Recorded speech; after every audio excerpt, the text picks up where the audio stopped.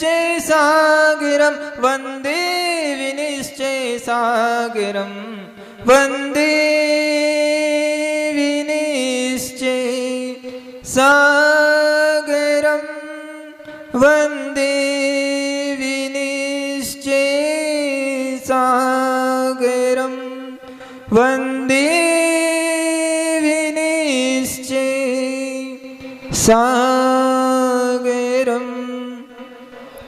जय बोलिए 1008 से आदिनाथ भगवान की। परम पूज्य गणाचार्य श्री 108 विराग सागर जी महाराज की। परम पूज्य वाक्य श्री शरणाचार्य श्री 108 विनिश्चय सागर जी महाराज की। भक्तामृत स्तोत्र आचार्य मानतुंग स्वामी द्वारा रचित है। इसमें 48 काव्य है, संस्कृत भाषा में लिखा गया है। वसंतिल का छंद।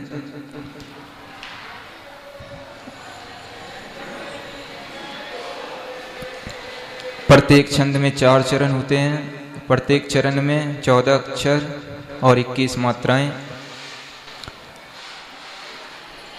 प्रत्येक छंद के 7 अंग होते हैं।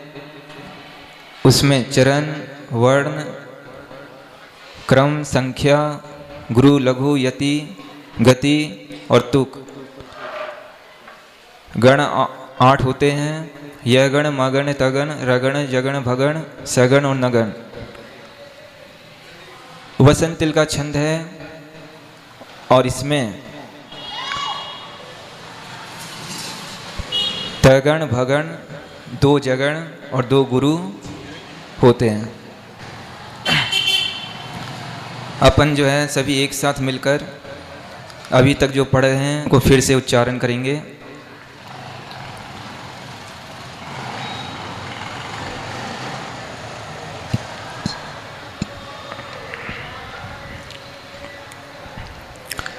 भक्तामर प्रणत मौलिमणि प्रभाणा मुद्योतकं दलिते पापितमो वितानं सम्यक् प्रणम्य जिनपादयुगं युगादा वालम्बनं भवजले पतितां जनानां यः संस्तुतः सकल वाङ्मय तत्त्वबोधा दुद्भूत बुद्धिपटुभिः सुरलोकनाथै स्तोत्रे जगत्त्रितय चित्ते हरेरुदारे स्तुषे किलाहिमपि तं प्रथमं जिनेन्द्रम् बुद्ध्या विनापि विबुधार्चित पादपीठ स्तोतुं समुद्यत मतिर्विगतत्र पोहं बालं विहाय जल संसितमिन्दुबिम्बे मन्यः क इच्छति जनः सहसा ग्रहीतुं वक्तुं गुणान् गुणसमुद्र शशाङ्ककान्तान् कष्टे क्षमः सुरगुरु प्रतिमोऽपि बुद्ध्या कल्पान्ते काले पवनोद्धते नक्रचक्रं को वा तरितुमलमम्बुनिधिं भुजाभ्यां सोऽहं तथापि तव भक्तिवशान् मुनीश कर्तुं स्तवं विगतशक्तिरपि प्रवृत्तः प्रीत्यात्मवीर्यमविचार्य मृगे मृगेन्द्रं न वेति किं निजशिशो परिपालनार्थम्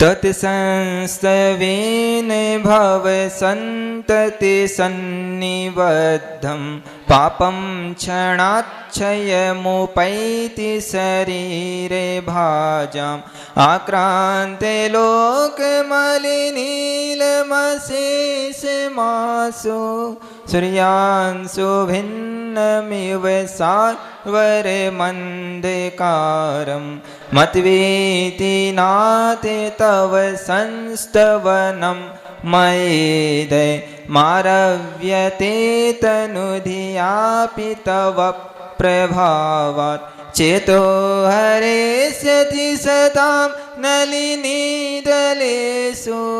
मुक्ता फलद्युतिमुपैति ननुदबिन्दुः आस्तां तवस्तवनमस्तसमस्तदोषं तत्सङ्कथापि जगतां दुरितानि हन्ति दूरे सहस्रकिरणः कुरुते प्रभेवै पद्माकरेषु जलजानि विकासे भाञ्जी नात्यद्भुतं भुवनभूषणभूतेनाथे भूतैर्गुणैर्भुवि भवन्तमवेष्टुवन्तः तुल्या भवन्ति भवतो ननु तेन किं वा भूत्याश्रितं यहि अनात्मसमं करोति दृष्ट्वा भवन्तमनिमेषविलोकनीयं नान्यत्र तोषमुपयाति जनस्य चक्षुः पीत्वा पयः शशिकरद्युतिदुग्धसिन्धो क्षारं जलं जलनिधे रसितुं क इच्छेत्। यहाँ तक हो गया था अपना 11 नंबर काव्य को आप सभी एक साथ पढ़ के बोलेंगे।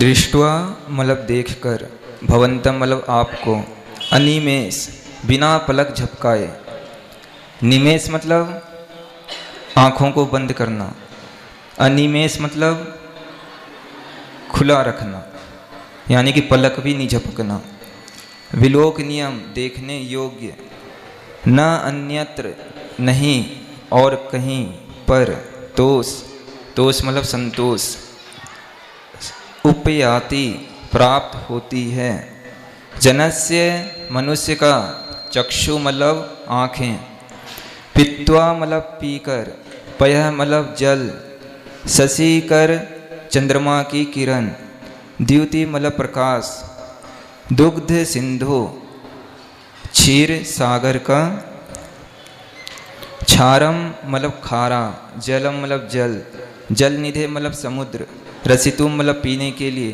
कह मतलब कौन, इच्छेत मतलब इच्छा करेगा। आचार्य भगवान कह रहे हैं कि इस संसार में देखने योग्य क्या है, जिनेंद्र भगवान की छवि, और जो एक बार जिनेंद्र भगवान की छवि देख लेता है फिर उसे और कोई भी चीज़ देखने की इच्छा नहीं होती।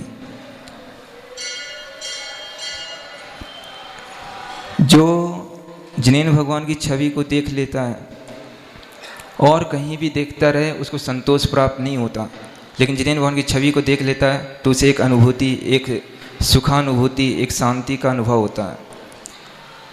जिस प्रकार आपके पास दो चीज़ें हों, एक ब्लैक एंड वाइट टीवी हो और एक कलर हो, तो कौन सा देखना पसंद करोगे? कलर टीवी देखना पसंद करोगे ना।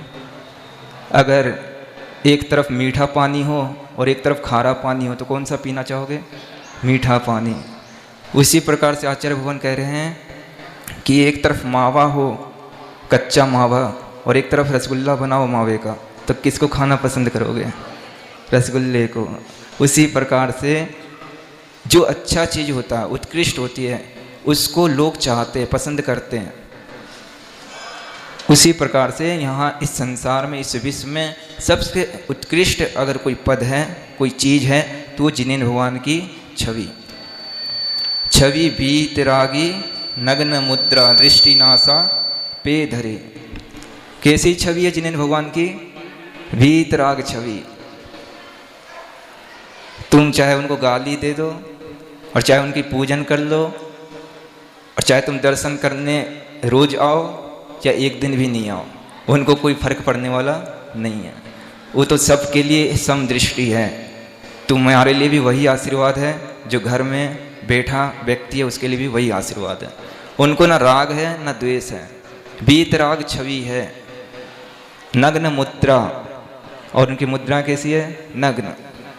किसी प्रकार का कोई भी विकार उनके शरीर में दिखाई नहीं देता। और दृष्टि कैसी उनकी? नासाग्र दृष्टि है कि अपने आप को देखो। नासाग्र दृष्टि का मतलब क्या है? अपने आप को देखो। जब तक पर को देखते रहोगे तब तक दुख है संसार में, और जिस दिन से अपने आप को देखने लग जाओगे उस दिन से सुखी हो जाओगे।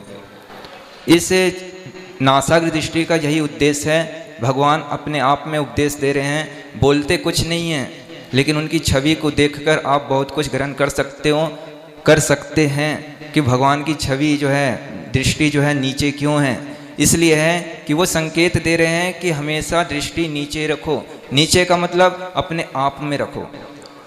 कौन क्या कर रहा है, क्या नहीं कर रहा है, इससे अपने को कोई मतलब नहीं है। अपने को तो बस इतना ही है कि हम कैसे हैं, हमारे अंदर क्या बुराई है, उसको निकाल के अलग कर दो। आप भी परमेश्वरी परमात्मा की तरह बन जाओगे। और नग्न रहते हैं, इससे सीखो तुम कि जो है जितना परिग्रह कम कर दोगे उतना सुखी होगे। ना पहनने का झंझट, ना खरीदने का झंझट, ना धोने का झंझट। और ये सब रहेगा तो सारा टेंशन है। फिर उसको रखने के लिए जगह भी चाहिए, फिर मकान भी चाहिए, ये चाहिए वो चाहिए, फिर धोने वाला भी चाहिए। और ये नहीं है तो कुछ भी नहीं है। फिर ये हो कि इच्छी कमंडल उठाओ कहीं भी चले जाओ, न मकान चाहिए, न दुकान चाहिए, न रखने के लिए कुछ चाहिए। फ्री हो, कितना सुखी हो जाओगे आप, है ना। थोड़ा सा अपना परिग्रह कम करके देखना, आपको लगेगा मेरा टेंशन बहुत कम हो गया। और छवि कैसी है? ऐसी छवि है कि अभी आगे वाले गाथे में हम बताएंगे कैसी छवि है। तो ये जो इसका अर्थ इतना ही है कि जो अच्छी चीज़ हर कोई पसंद करता है, खराब चीज़ों को कोई लेना नहीं चाहता। तो इस संसार में मिथ्यात्व का खंडन कर रहे हैं आचार्य भगवान कि जो मिथ्यात्व है वो अच्छा नहीं है। वो किसको अच्छा लगता है? जो सम्यक्त को नहीं जाना। जब तक सम्यक्त को प्राप्त नहीं किया, जब तक सम्यक्त को नहीं जाना, तब तक उसे मिथ्यात्व अच्छा लग रहा है। लेकिन जिस दिन भी वो सम्यक्त को प्राप्त कर लेगा, सम्यक्त को जान लेगा, उसके बाद वो मिथ्यात्व को देखना भी चाहेगा नहीं, संतोष को प्राप्त नहीं होगा। अभी तक वो कूप मेढक की तरह है कि कुएं से बाहर निकला ही नहीं है और कुएं को ही अपना पूरा संसार मान बैठा है। जब कुएं से बाहर निकलोगे, पूरे विश्व को देखोगे, तब पता चलेगा कि कुआं तो कुछ भी नहीं है, संसार तो बहुत बड़ा है। और इस संसार में क्या, फिर तीनों लोक में कहीं भी देख लेना, कहीं भी चले जाना, किसी को भी ढूंढ लेना, जिनेंद्र भगवान की छवि के जैसा और किसी की छवि आपको नजर नहीं आएगी। 12 नंबर काव्य में ये जो 11 नंबर का काव्य था, ये आकर्षण बढ़ाने वाला काव्य था। यानी कि आपको देखकर लोग आकर्षित हो जाएंगे। कब होंगे? जब ये काव्य का आप अच्छे से मन लगा के उच्चारण करोगे तब। 12 नंबर काव्य में है कि आपका रूप सुंदर हो जाएगा, वांछित रूप, जैसा आप चाहते हो वैसा रूप मिलेगा आपको।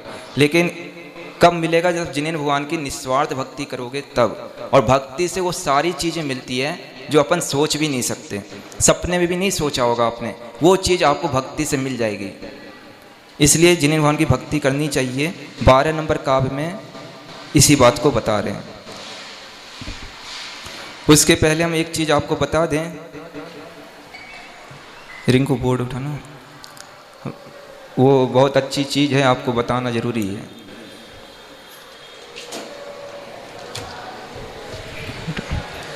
एक चीज़ मैंने कहा था परसों की, एक चीज़ बताना आपको, वो ध्यान नहीं रहा। फिर आप क वर्ग, ट वर्ग, च वर्ग जानते हो ना? क वर्ग कु टू टू पू, क वर्ग, च वर्ग, त वर्ग, प वर्ग, ट वर्ग, यानी कि क से पूरे क ख ग अंक आ जाएंगे, च से च छ ज ञ, और त थ द ध न, प फ ब म, और कौन सा रह गया? ट ठ ड ढ न। अब देखो इसमें जो है क वाले में सबसे 5वें अक्षर में कौन सा आता है अक्षर? इसको क्या कहते हो? क्या कहते? इया नहीं, अंग है, अंग। ये च वाले में आता है इया, त वाले में न, और प वाले में म, और ट वाले में ण। इसको कहते हैं यम गणनम। क्या कहते हैं? यम गणनम, यम गणनम। ये जो है अनुस्वार कहलाता है। क्या कहलाता है ये? अनुस्वार। ये आधा अक्षर अगर लग जाए किसी अक्षर के ऊपर तो अपन कैसे पहचानेंगे कि कौन सा अनुस्वार है? ये वाला अनुस्वार है कि ये वाला है कि ये है कि ये है कि ये है? 5 में से कौन सा अनुस्वार है? बिंदी लगी रहती है ऊपर, उसको कहते हैं अनुस्वार। वो बिंदी लग गई तो अपन पहचानेंगे कैसे कि कौन सा अनुस्वार है? क्योंकि अपन तो सब में आधा न समझ लेते हैं ना। ऐसा नहीं है। उसी बात को उदाहरण के द्वारा समझते हैं। देख लो, सबसे पहले जो है मेरा नाम लिखा है प्रांजल, लिखा। अब इसमें अपने को समझना है कि ये बिंदी लगी तो कौन सा वर्ण आएगा, तो अपने को उसके आगे वाला अक्षर देखना पड़ेगा। आगे वाले अक्षर में क्या लिखा? ज लिखा। तो ज किस में आएगा? च वाले में आएगा। च वाले में आएगा ना, तो अपने इस बिंदी का मतलब क्या है? ये वाला न आएगा, यानी कि प्रा य ज ल, प्रांजल। आ गया समझ में?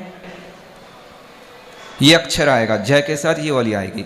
इसी प्रकार से मिटाओ इसको, एक बार रख दो, सबको दिखा दो। चींटी चल रही है, तुम अच्छे लाए हो। मेरे हाथ में चढ़ गई चींटी बहुत, अब सब काटेगी मेरे को। देखो देखो कितनी चींटी चल रही है यार, मर जाएगी सब। इसी प्रकार से बसंत दिख रहा है सबको, पुरुष वर्ग को छोड़कर। थोड़ा और पीछे हो जाओ, इनको और पीछे हो जाओ, तुम पीछे हो जाओ, तुम्हें बाद में समझा देंगे। बसंत, इसको पीछे। वसंत, बसंत में देखो स के ऊपर बिंदी लगी है। अब इसमें कौन सा स आएगा? तो अपना वो भूल गया। क वाले में आएगा, च वाले में, ट वाले में, त वाले में न, और प वाले में म। अब इसमें से देखो स के बाद कौन सा अक्षर है? त है। तो त किस में आएगा? इसमें। तो इसमें आएगा व, स, आधा न और त, बसंत। आ गया समझ में? इसमें कौन सा न लिखेंगे अपन? ये वाला न लिखेंगे, क्योंकि ये त वर्ग आया ना बाद में, इसलिए। अब इसी के बाद ये मिटा दो, बसंत। पहला उदाहरण था प्रांजल, दूसरा था बसंत, ये वाली सिर्फ। तीसरा उदाहरण है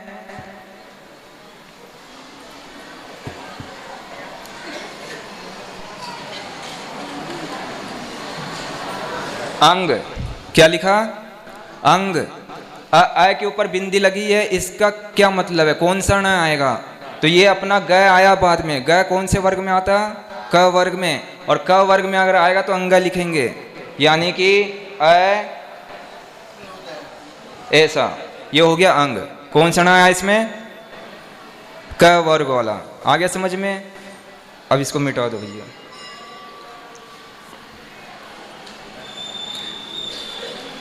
इसके बाद एक चौथा उदाहरण है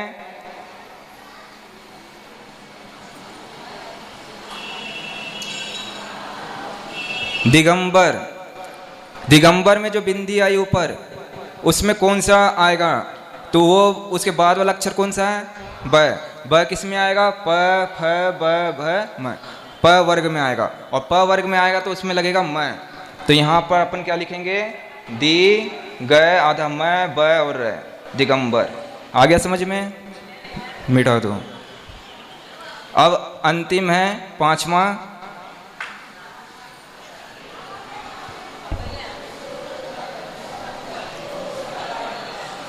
घंटा। क्या लिखा? ये घंटा के ऊपर जो बिंदी लगी है इसका क्या मतलब है? तो अपने को देखने पड़ेगा बाद वाला अक्षर क्या लिखा? ट। ट वर्ग में कौन सा आएगा? ट ठ ड ढ ण, ये नमोकार वाला ण आएगा, यानी कि घ आधा ण और ट, घंटा। आ गया समझ में? 5 उदाहरण आ गए समझ में? फिर से समझ लो। पहला उदाहरण है प्रांजल, जिसमें आएगा ये वाला ण। दूसरा उदाहरण है दिगंबर, जिसमें आएगा म। तीसरा है अंग, जिसमें आएगा ये। और चौथा था बसंत, जिसमें आएगा न। और घंटा में आएगा ये वाला न। रख दो। चलिए 12 नंबर काव्य पढ़ेंगे। इसी में सम्मिलित है, इसी में सम्मिलित है, अलग से अक्षर नहीं पढ़ेंगे, इसी में सम्मिलित है एक एक। ये है शांत राग रुचि भी परमाणु भिस्त्वम। यह राग शांत राग रुचि भी परमाणु भिस्त्वम, परमाणु भिस्त्वम। यह शांत राग रुचि भी परमाणु भिस्त्वम। यही शांत राग रुचि भी परमाणु भिस्त्वम। यही शांत राग रुचि भी परमाणु भिस्त्वम। यही शांत राग रुचि भी परमाणु भिस्त्वम। यह शांत राग रुचि भी परमाणु भिस्त्वम।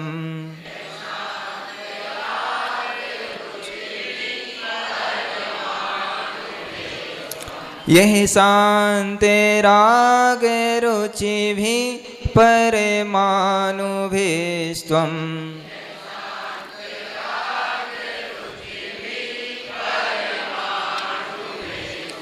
यह शांत राग रुचि भी परमाणु भिस्त्वम।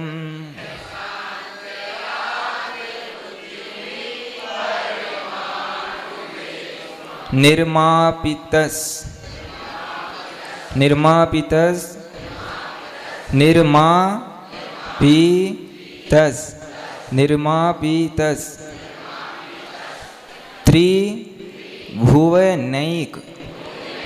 त्रिभुवनैक, त्रिभुवनैक।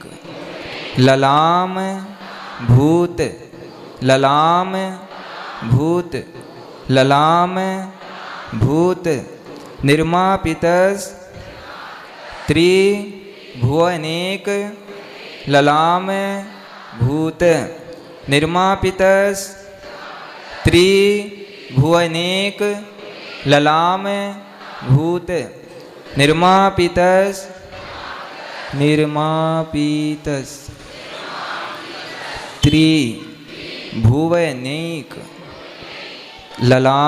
त्रिभुवनैक ललाम भूत।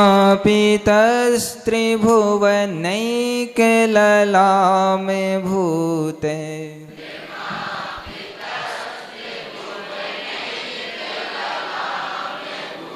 भूत। निर्मापितस्त्रिभुवनैक ललाम भूत।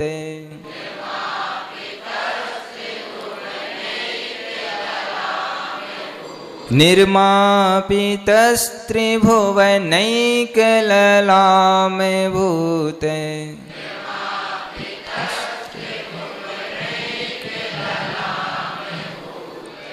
यही शांति राग रुचि भी परमाणुभिस्त्वम्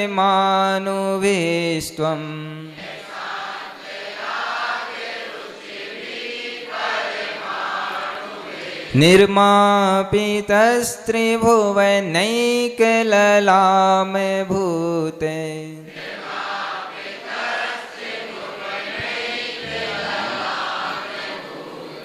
तावन्त तावन्त तावन्त एव एव खलु खलु तेप्यणवः तेप्यणवः तेप्यणवः यह तक बोलना तेप्यणवः तावन्त तावन्त एव खलु तेप्यणवः तेप्यणवः पृथिव्यां पृथिव्यां आधा हुआ तक बोलना पृथिव्यां तावन्त एव खलु तेप्यणवः पृथिव्यां तावन्त एव खलु तेप्यणवः पृथिव्यां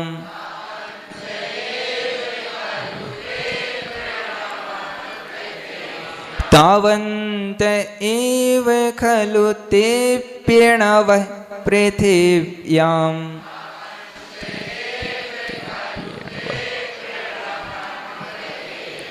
तावन्त एव खलु तेप्यणवः पृथिव्यां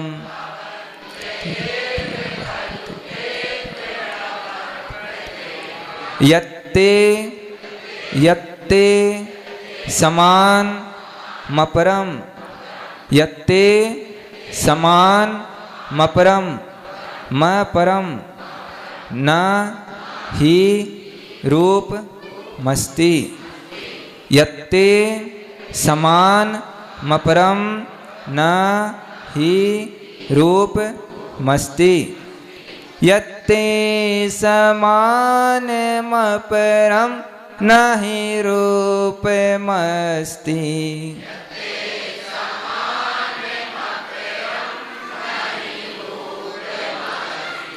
यत्ते समानमपरं न हि रूपमस्ति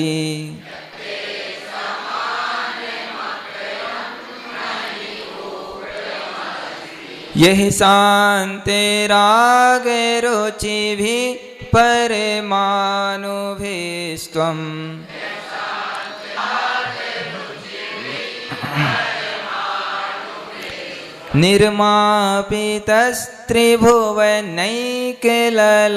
निर्मापितस्त्रिभुवनैकललामभूते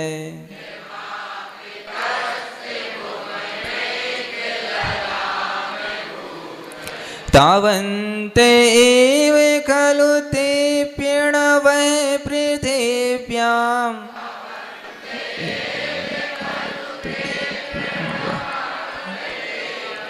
यत्ते समानमपरं न हि रूपमस्ति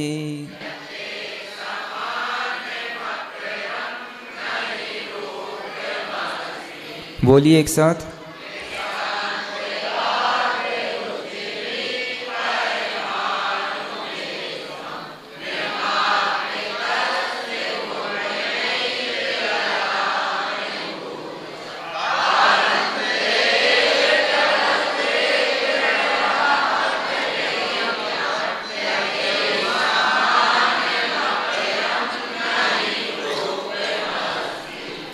फिर से बोलिए एक साथ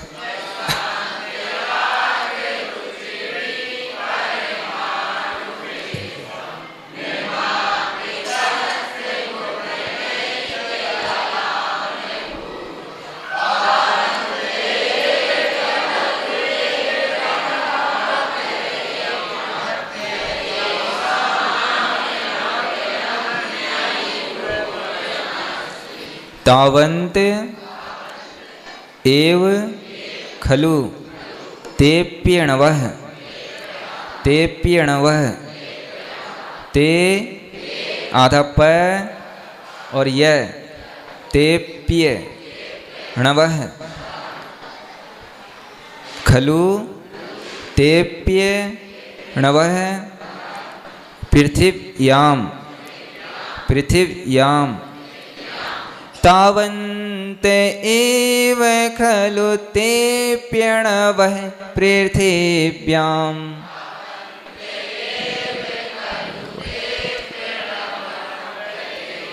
तावन्त एव खलु तेप्यणवः पृथिव्याम।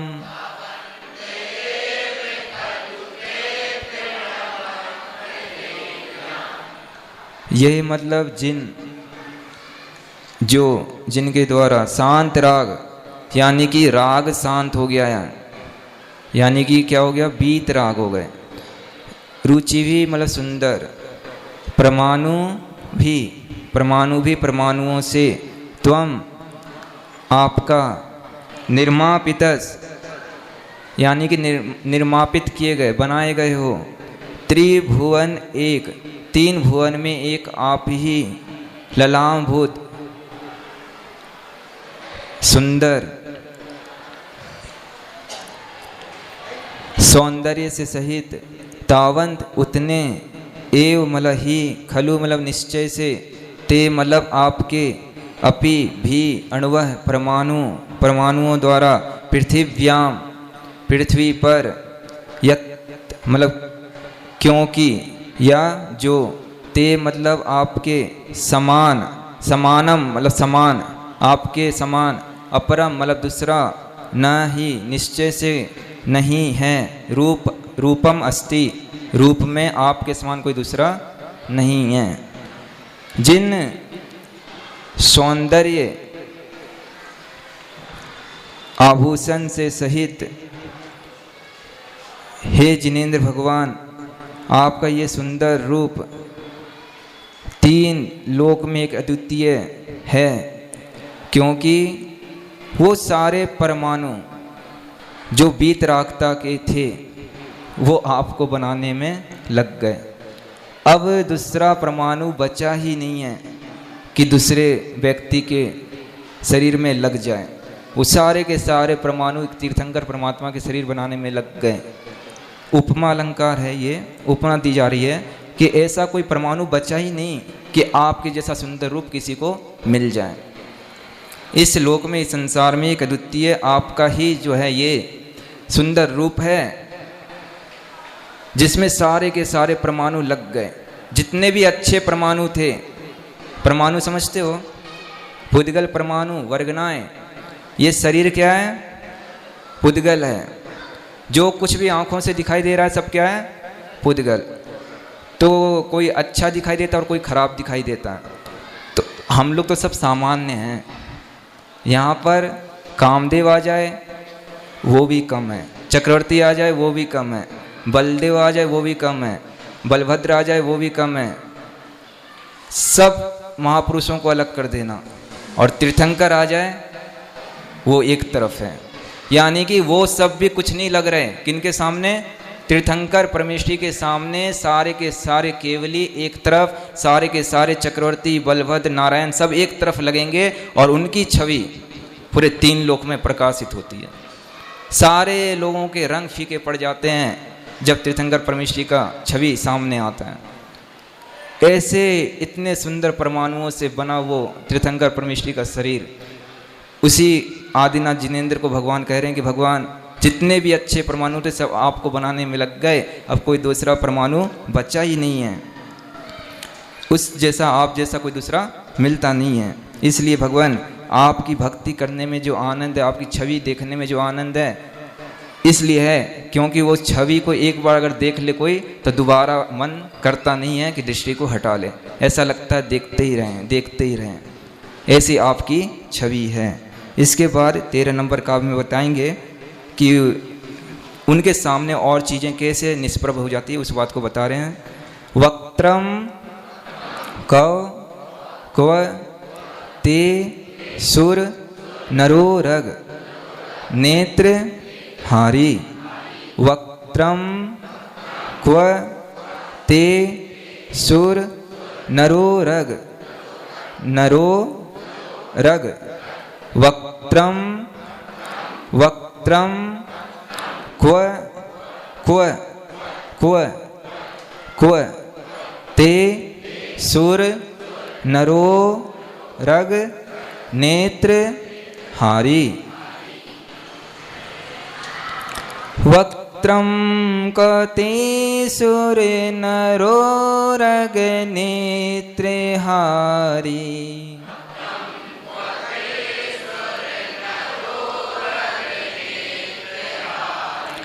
वक्त्रम कते सुर नरो रग नेत्र हारी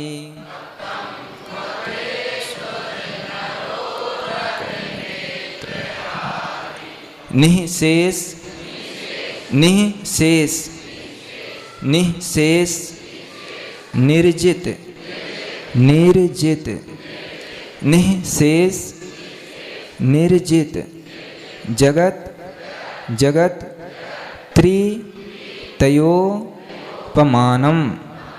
त्रितयोपमानम त्रितयोपमानम निःशेष निर्जित जगत त्रितयोपमानम निःशेष निर्जित जगत त्रितयोपमानम निःशेष निर्जित जगत त्रितयोपमानम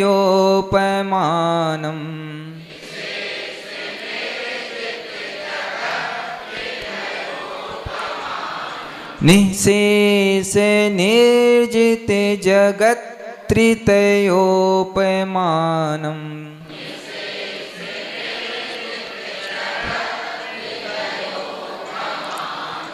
वक्त्रम कते सुर नरो रग नेत्र हारी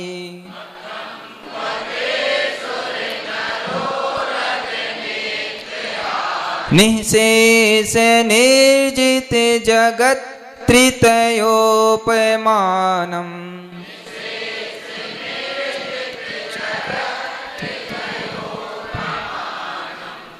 पढ़ते बन रहा है कि नहीं?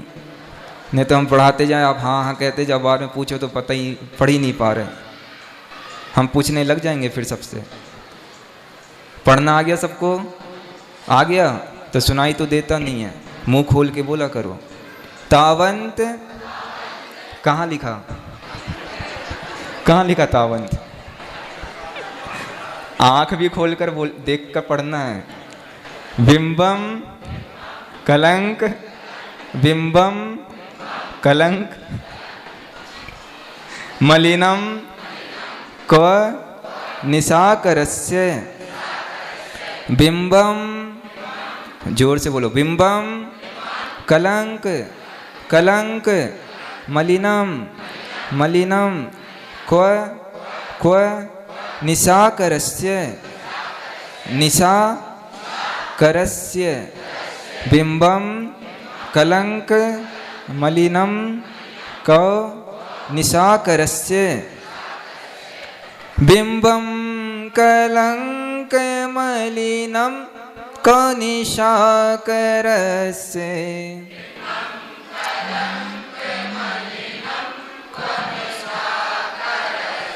बिंबम कलंक मलिनम क्व निशाकरस्य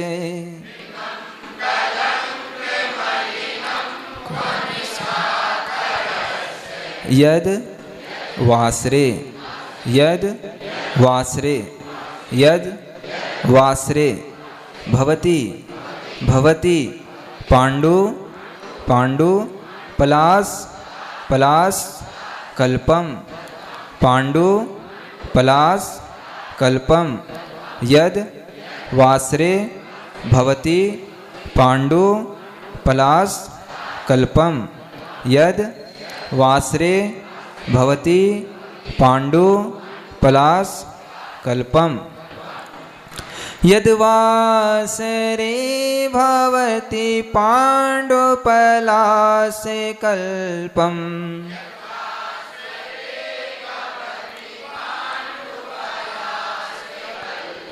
यद्वासरे भवति पाण्डुपलासे कल्पम्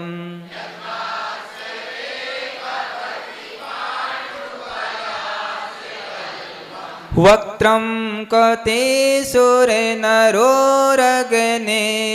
हारी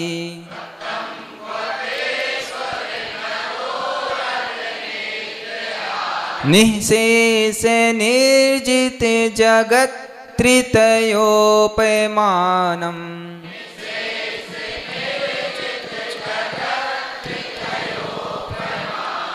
बिम्बं कलङ्कमलिनं कौनिसाकरस्य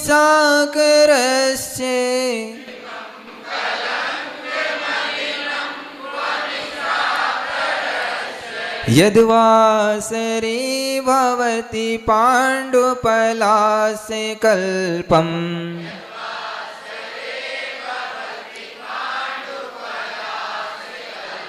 बोलिए सभी को एक साथ।